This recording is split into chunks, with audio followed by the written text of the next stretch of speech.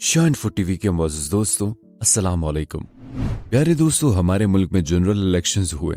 करोड़ों लोगों ने घर से निकलकर वोट डाले। हर किसी का पूरा हक होता है कि वो जिस भी पार्टी को सपोर्ट करे, इसको वोट डाले।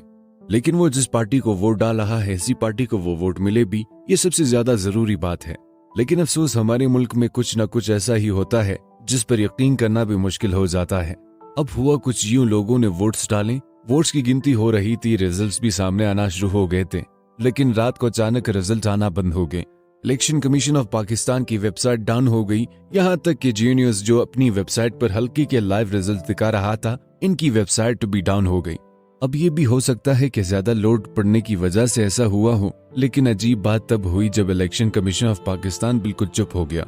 मतलब यार, हम 24-25 करोड़ की आबादी का मुल्क है, तो आप इतना तो एक्सपेक्ट करते हैं कि हमारा इलेक्शन कमीशन हमें बताए कि रिजल्ट्स देना बंद क्यों कर दिए गए हैं। लेकिन ऐसा नहीं हुआ। 4 से 5 घंटों तक किसी को कुछ पता ही नहीं था कि हो क्या रहा है। उम्मीदवार जो इलेक्शन लड़ रहे थे, इनको फॉर्म 45 भी नहीं दिया जा रहा था। नाज़रीन गिरामी, फॉर्म 45 बहुत जरूरी होता है।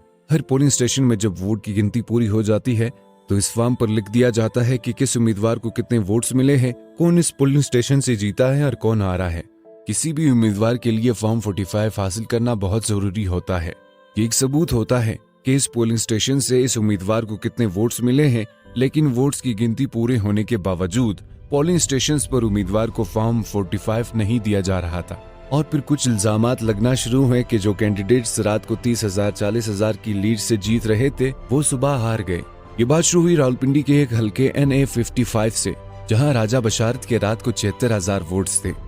इनके मुकाबले में मलिक इब्रार के 36,000 वोट्स थे, यानी राजा बशारत की 40,000 वोट्स की लीड थी। लेकिन सुबह कुछ अजीब हुआ। राजा बशारत के वोट्स 76,000 से कम होकर 67,000 रह गए और मलिक इब्रार के 36,000 से बढ़कर 78,000 हो गए और राजा बशारत हार गए। पिंडी की एक और मिसाल NA 54 की है।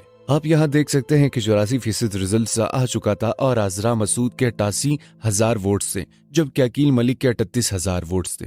यानी हजरा मसूद 84% रिजल्ट के तहत 50,000 वोट से आगे थी।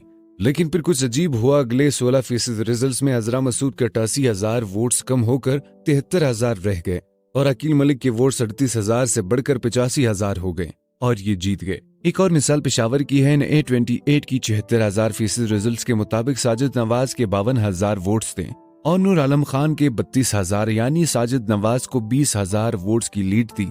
लेकिन फिर से कुछ अजीब हो गया। अगले 24% रिजल्ट में नूर आलम खान के वोट्स अचानक से 32,000 से बढ़कर 1,38,000 पर चले गए और साजिद नवाज हार गए। यानी 76% रिजल्ट में नूर आलम खान की 32,000 वोट्स थे और अगले 24% रिजल्ट में इनके वोट्स 1,06,000 बढ़ गए।